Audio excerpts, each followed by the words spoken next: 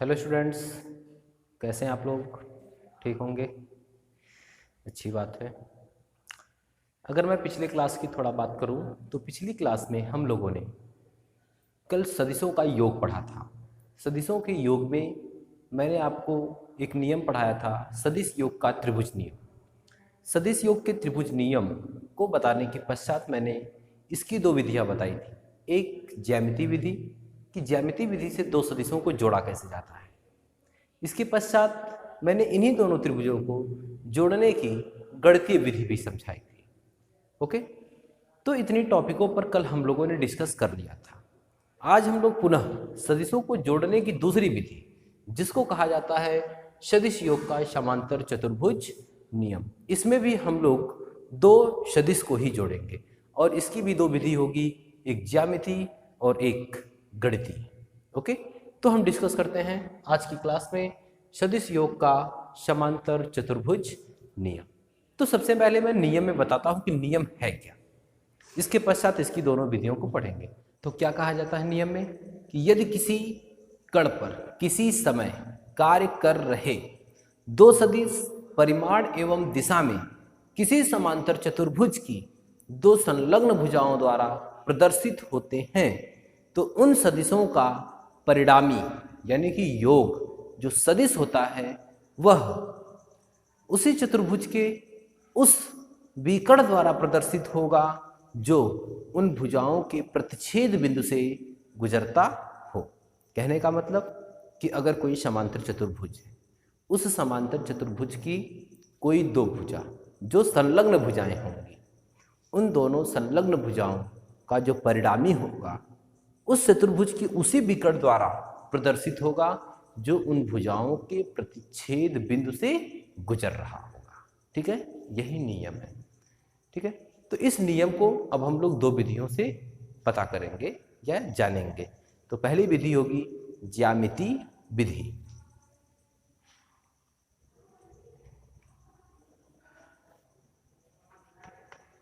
Number एक,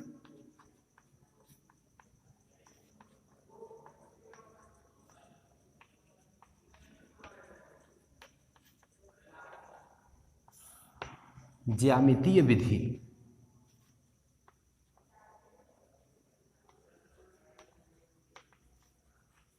geometrical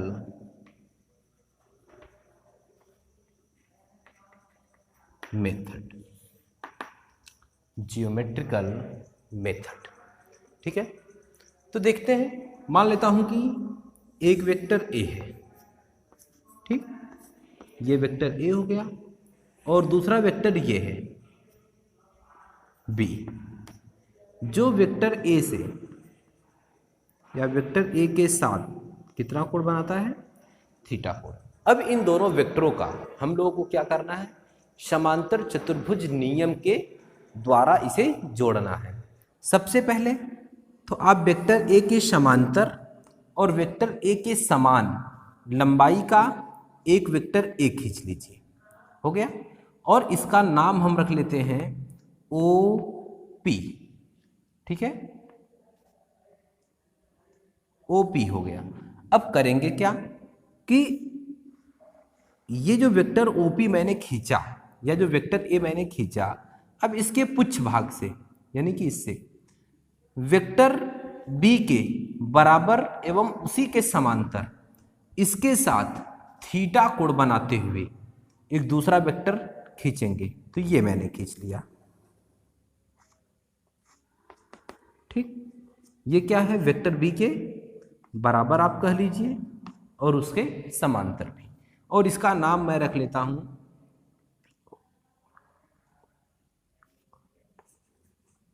are रख लेता हूं।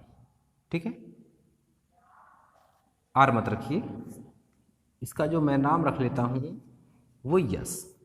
अब करेंगे क्या कि जो ये वेक्टर OP हम लोगों ने खींचा है, इसके वाड़ाग्र से हम लोग वेक्टर B के समांतर एक वेक्टर खींच लेंगे ऐसे। ठीक, ये भी किसके बराबर होगा? वेक्टर B के ही। अब ये जो O, अब इसका मैं नाम रख लेता हूं OQ। करेंगे PQ। अभी जो वेक्टर OS का जो वाडाग्र है और वेक्टर PQ का जो वाडाग्र है, इसको हम लोग क्या करेंगे, मिला देंगे। ठीक है, अब वेक्टर A ये हो गया, वेक्टर B ये हो गया, और इसका मैं खींच लेता हूं ये विकर्ण, जिसको हम लोग कहेंगे क्या, रिजल्टेंट R। अब देखा जाए कि यही परिणामी है vector A plus vector B का। ठीक है, कैसे, अब देखिए ये वेक्टर A हो गया दी गई दिशा में और इसी वेक्टर के समान और इसी के समांतर, ये वेक्टर B हो गया थीटा कोण पर ही, थीटा कोण पर ही इसी वेक्टर B के समान एवं समांतर। अब इसी वेक्टर के समान मैंने ये भी वेक्टर खींचा है और इसको यहाँ से यहाँ मिला दिया, ये बन गया एक समांतर चतुर्भुज। अब वेक्टर A ये वेक्टर B दोनों का प्रतिच्छेदन बिंदु यही है, यहीं से खींचा गया समांतर चतुर्भुज का विकर्ण। अब यही जो विकर्ण है ये इन दोनों वेक्टरों का क्या कहलाएगा, परिणामी कहलाएगा। तो इस तरीके से हम लोग ज्यामितीय विधि से किन्हीं दो सदिशों का समांतर चतुर्भुज के द्वारा योग ज्ञात कर लेते हैं। ठीक है, तो सर ये हो गई जियोमेट्रिकल विधि। अब हम लोग पढ़ेंगे गणितीय विधि कि गणितीय विधि क्या होती है। नंबर 2 हम लोग पढ़ेंगे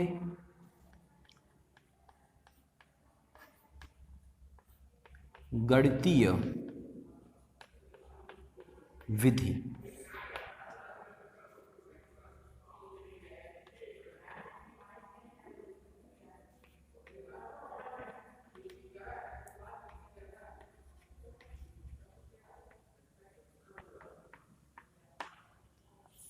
जिसको हम लोग मैथमेटिकल मेथड कहते हैं। ठीक है, चलिए पुनः यही दोनों वेक्टर हैं, इन्हीं दोनों वेक्टर को हम लोगों को समांतर चतुर्भुज के गणितीय विधि द्वारा जोड़ना है। तो मैं इसी फिगर को बना दे रहा हूं, अब मुझे कहने की जरूरत नहीं है कि कौन सा वेक्टर किस तरीके से जोड़ा गया है। ठीक है, OP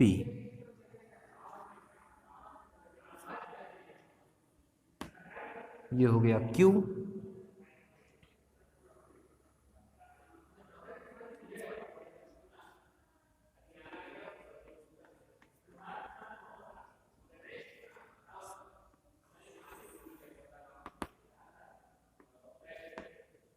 OPQS यही है वेक्टर R, ये वेक्टर B भी है और ये वेक्टर A भी है। अब ये भी वेक्टर, ये जो वेक्टर R है ये vector A plus vector B के क्या है, बराबर। ये जो कोण है इसको हम लोग फाई कहेंगे और ये जो पूरा कोण है इसको हम लोग थीटा कहेंगे। ठीक है, तो मानेंगे क्या हम लोग इसमें, या इसमें गणितीय विधि में लिखने के लिए हम लोग लिखेंगे क्या कि माना किसी समय किसी कण पर दो वेक्टर A और B कार्यरत हैं, जो समांतर चतुर्भुज OPQS की दो संलग्न भुजाओं OP और OS द्वारा प्रदर्शित होते हैं। इन दोनों वेक्टरों का परिणामी वेक्टर OQ, जिसे हम लोग R से रिप्रेजेंट करते हैं या प्रदर्शित होता है। ठीक, अब इसमें हम लोग थोड़ा सा काम बढ़ाएंगे क्या कि वेक्टर OP को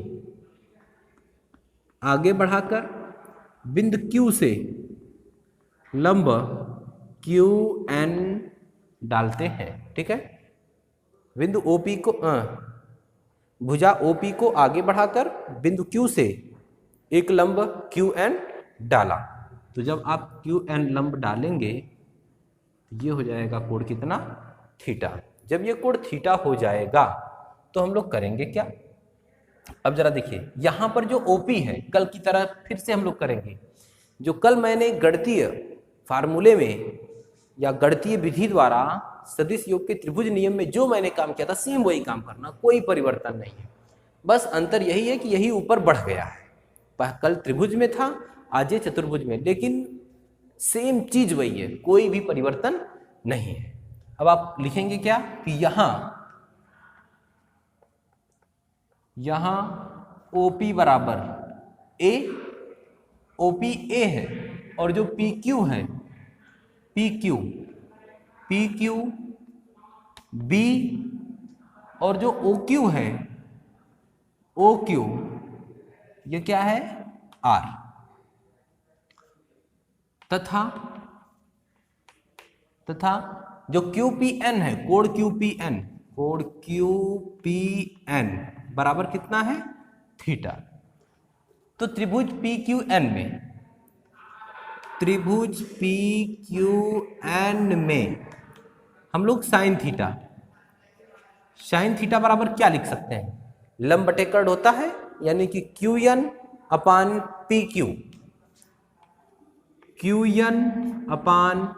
PQ। अब यहां से हम लोग QN बराबर लिख सकते हैं PQ साइन थीटा। भाई आ रहा होगा आप लोगों को, कल अभी हम लोगों ने पढ़ा था इसे। PQ की वैल्यू क्या है B, यानी कि ये आ गया B साइन थीटा। QN की वैल्यू क्या आ गई B साइन थीटा। इसी प्रकार cos थीटा बराबर, अगर आप देखिए cos थीटा बराबर, तो cos थीटा बराबर आप देखेंगे तो आधार बटे, यानी कि PN अपान कर्ण, तो PN अपान PQ। अब PN बराबर क्या लिखा जा सकता है PQ cos थीटा। तो PN बराबर लिखा जाएगा, PQ की वैल्यू कितनी है B, तो B cos थीटा।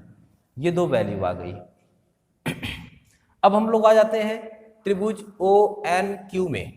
त्रिभुज समकोण लिख लेते हैं, समकोण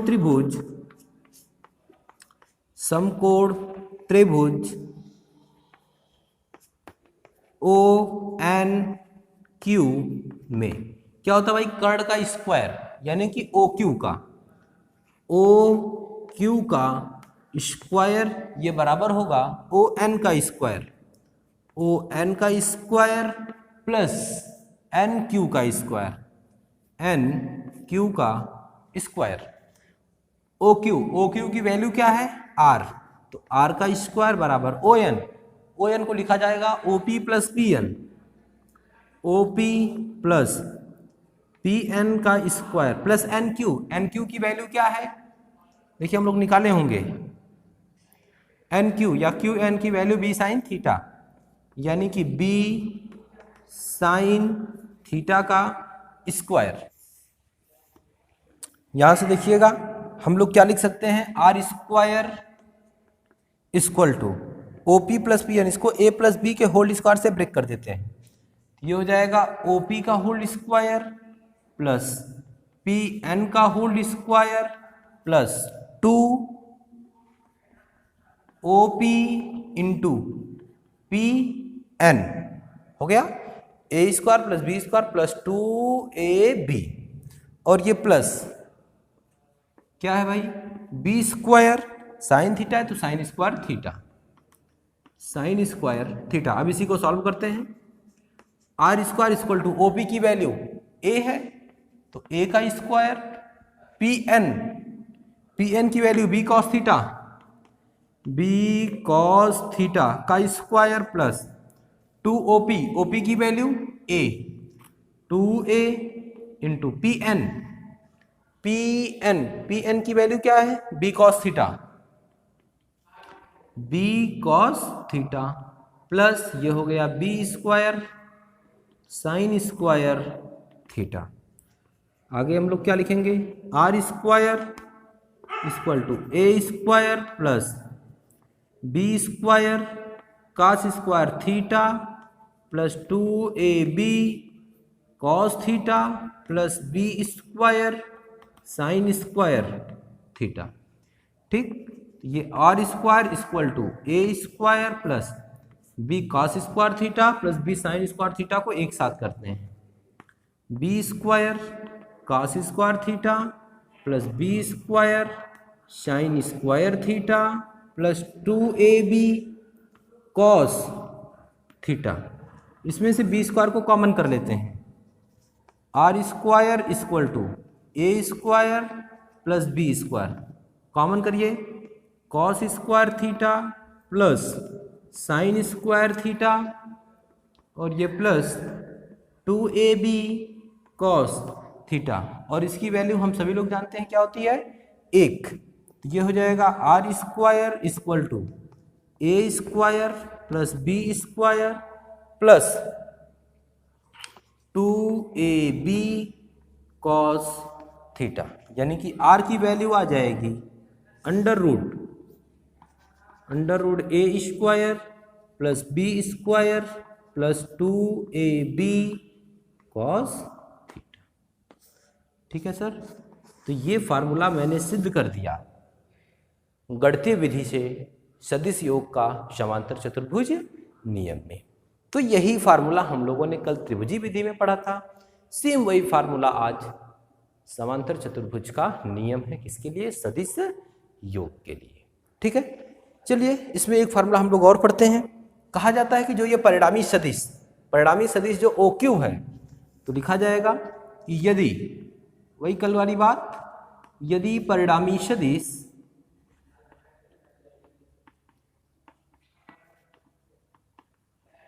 OQ सदिश OP के साथ, सदिश OP के साथ फाई कोण बनाए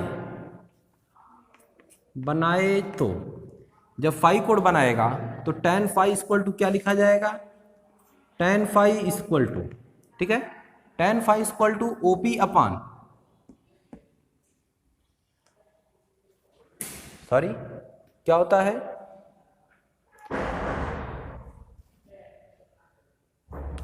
tan फाई लंब बटे आधार, यही होता है ना। तो लंब हो जाएगा आपका QN अपान ON, ये tan phi equal to QN की वैल्यू हम लोग देखें यहाँ से B साइन थीटा, ये हो जाएगा ऊपर B sine theta upon ON के लिए लिखा जाएगा OP प्लस PN, तो B साइन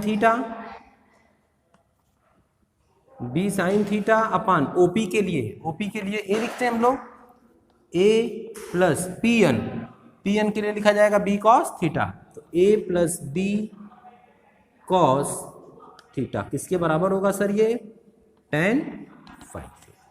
ठीक, तो ये दो फार्मूले हम लोग पढ़ते हैं इसमें। ओके, तो इस तरीके से हम लोगों ने सदिश योग का समांतर चतुर्भुज नियम गणितीय विधि से भी पढ़ लिया। इसे आप नोट कर लीजिए। अभी हम लोगों को पढ़ना है इसमें इसकी विशेष स्थिति, तो इसे आप नोट कर लीजिए, तब इसके बाद हम लोग पढ़ेंगे इसकी विशेष स्थिति। Okay,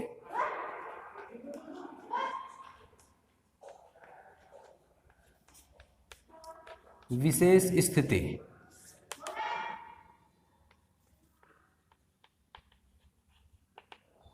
special condition.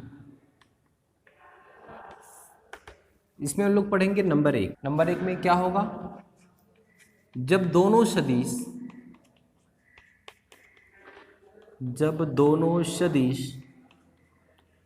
एक ही दिशा में हैं, जब दोनों सदिश एक ही दिशा में है, तो जरा बताइए कि जब दोनों सदिश एक ही दिशा में होंगे तो थीटा बराबर क्या होगा, यानी कि इस स्थिति में थीटा बराबर कितना अंश हो जाएगा, 0 अंश। अगर इस स्थिति में थीटा बराबर 0 अंश होगा तो परिणामी कितना होगा, तो परिणामी R बराबर हम लोग जानते हैं A square plus B square plus 2AB cos theta, ये हो जाएगा A square plus B square plus 2AB cos 0 अंश, तो अब हम लोगों को पता है कि ये हो जाएगा ए square plus B square plus 2ab। cos 0 की वैल्यू 1 होती है। अंततः ये फार्मूला हम लोगों को मिल जाएगा ए square plus B square plus 2ab। और ये किसका फार्मूला है? ए प्लस बी के होल स्क्वायर का, यानी कि r बराबर आ जाएगा under root A plus B का होल स्क्वायर। और यदि इसे आप करड़ी से बाहर रख करते हैं तो r बराबर हम लोगों को मिलेगा a प्लस बी, यानी कि जो परिणामी होगा वो सीधे सीधे दोनों वेक्टरों का योग होगा।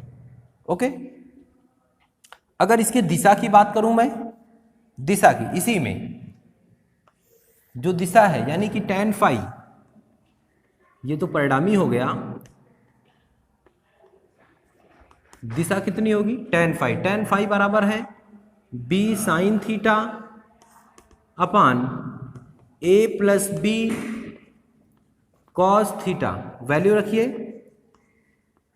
tan phi equal to b sine theta माने sine 0 upon a plus B cos theta यानी कि कॉस 0।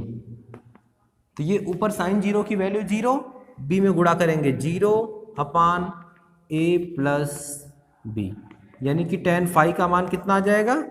0। tan फाई का मान जब 0 आएगा तो इसका मतलब है कि उसकी जो दिशा होगी वेक्टर a के ही दिशा में होगी। ओके,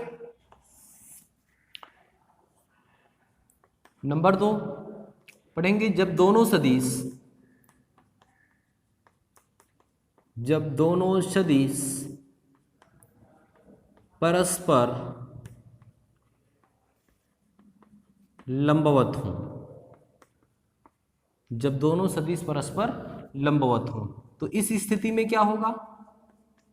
इस स्थिति में जो थीटा की वैल्यू होगी वह 90 डिग्री हो जाएगी। तो जो परिणामी होगा, तो परिणामी यानी कि r इक्वल टू, जो फार्मूला हम लोग जानते हैं, A square plus B square plus 2ab sign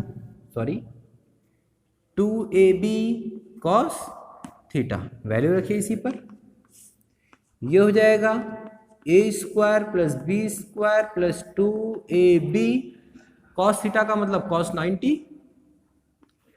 अब हम लोगों को कॉस 90 की वैल्यू पता है। अगली लाइन में मिलेगा r equal to under root A square plus B square plus 2ab गुणे कॉस 90 की वैल्यू क्या होती है? 0। तो जब cos 90 की वैल्यू 0 हो जाएगी तो अगली लाइन में हम लोगों को मिल जाएगा ए स्क्वायर प्लस बी स्क्वायर। ठीक, इस स्थिति में जो परिणामी होगा वो r equal to under root A square plus B square होगा। अगर हम दिशा की बात करें कि दिशा क्या होगी, तो दिशा tan फाई इक्वल टू लिखा जाता है b sine theta upon a plus B cos theta. तो इस स्थिति में जो tan फाई होगा, वैल्यू रखिए, b साइन थीटा का मतलब sine 90 upon a plus B cos theta का मतलब कॉस 90। जब आप इसको सॉल्व करेंगे तो tan phi equal to B sine 90, b गुणे 1, साइन 90 की वैल्यू 1 और a प्लस बी cos 90 की वैल्यू 0। तो ये हम लोगों को मिल जाएगा अगली लाइन में tan phi equal to B upon A. परिणामी की दिशा ये हो जाएगी। ठीक, तो इस तरीके से ये दो स्थितियां हो गई। अभी तक तो जब दोनों सदिश एक ही दिशा में थे, जब दोनों सदिश परस्पर लंबवत हों। एक तीसरा कंडीशन मिलता है कि जब दोनों सदिश एक दूसरे के विपरीत दिशा में हों। स्पेशल कंडीशन में हम लोग नंबर 3 पढ़ेंगे, जब दोनों सदिश परस्पर विपरीत दिशा में हों। जब दोनों सदिश परस्पर विपरीत दिशा में होंगे तो इस स्थिति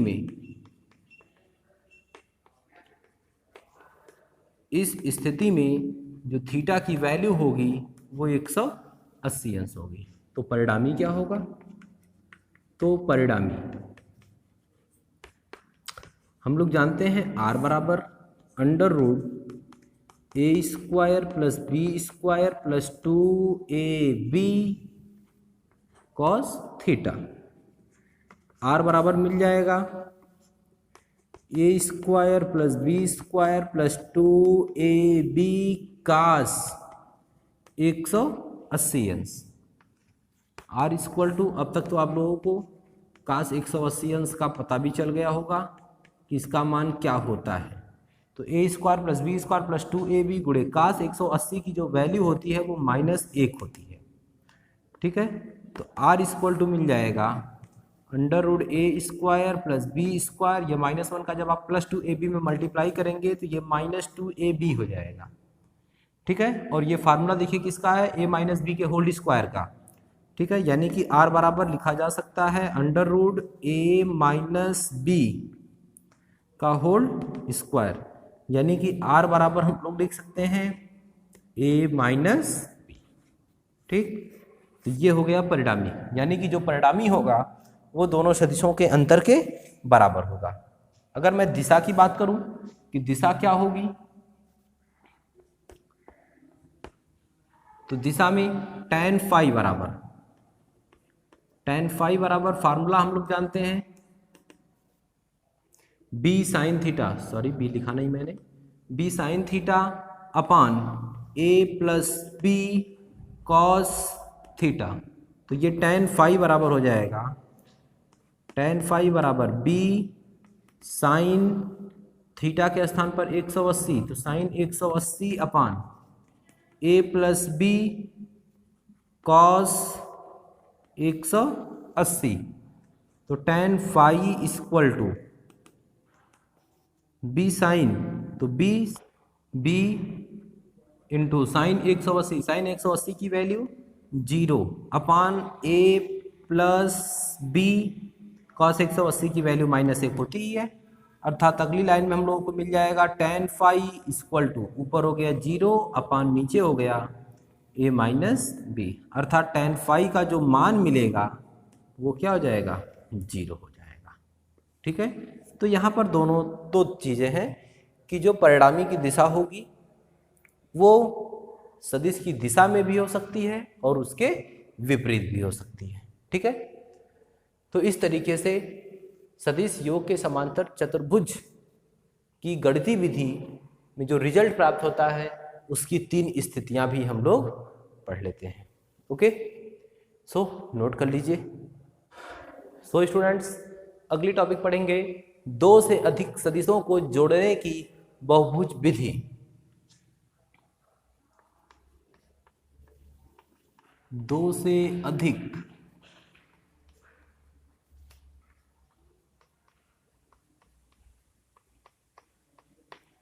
सदिशों को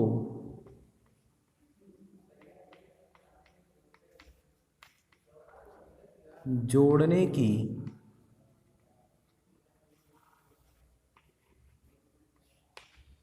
बहुभुज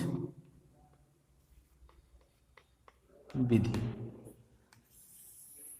दो होता क्या है कि जब 2 से अधिक सदिशों को जोड़ना होता है तो करते क्या है कि उसमें सबसे पहले 2 सदिशों को त्रिभुज विधि से जोड़कर उसका योग सदिश ज्ञात कर देते हैं।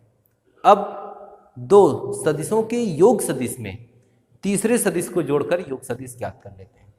इसी प्रकार हर योग सदिश में अगले सदिश को जोड़ते जाते हैं और योग सदिश प्राप्त करते जाते हैं। ये क्रिया हम तब तक करते रहते हैं जब तक कि सभी सदिशों को प्रत्येक योग सदिश के साथ जोड़ नहीं लेते हैं।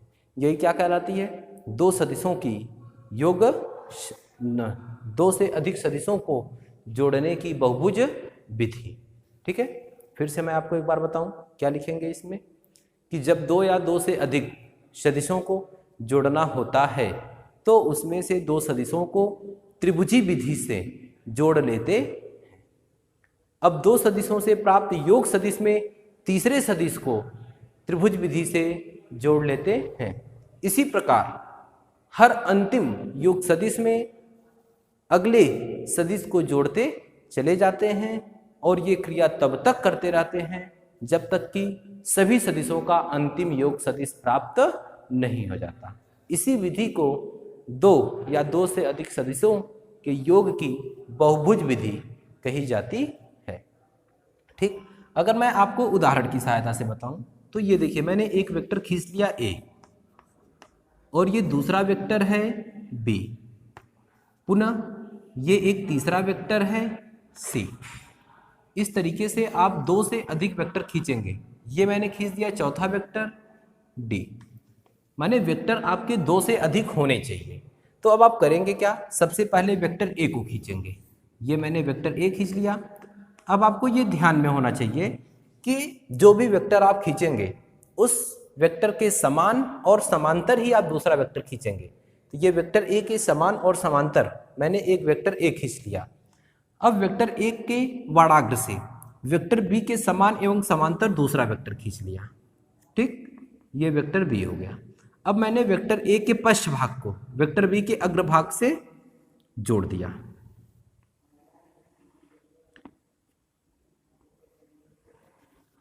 ठीक है, अब ये जो वेक्टर है वेक्टर R, ये किसके बराबर हो गया, vector A plus vector B के योग के बराबर हो गया। तो ये अब ये योग सदिश हुआ। अब इसी पे क्या करेंगे, तीसरे सदिश को हम लोग जोड़ लेंगे। यानी कि अब वेक्टर, ये जो परिणामी वेक्टर मिला, इसी के अग्रभाग से वेक्टर C के बराबर एवं समांतर पश्च भाग को जोड़ देंगे। ये वेक्टर C हो गया। अब क्या करेंगे, परिणामी वेक्टर के पश्च भाग को वेक्टर C के अग्रभाग से जोड़ देंगे।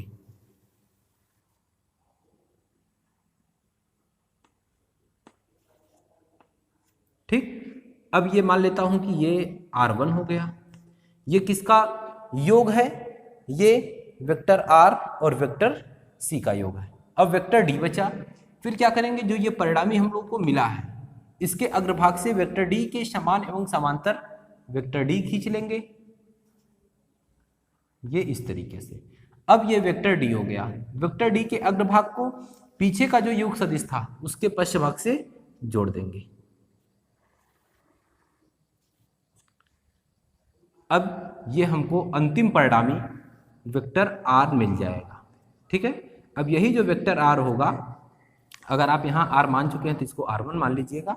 अब यही जो वेक्टर R1 होगा ये चारों वेक्टरों के योग के क्या होगा, बराबर होगा। यानी कि vector A plus vector B plus vector C plus vector D।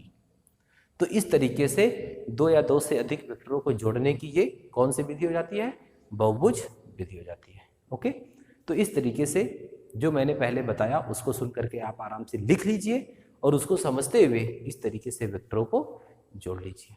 Okay, so students, आज की क्लास में इतना ही। बाकी सारी चीज़ें हम लोग अगली क्लास में पढ़ेंगे। इसके लिए आपको बहुत बहुत धन्यवाद। Thank you.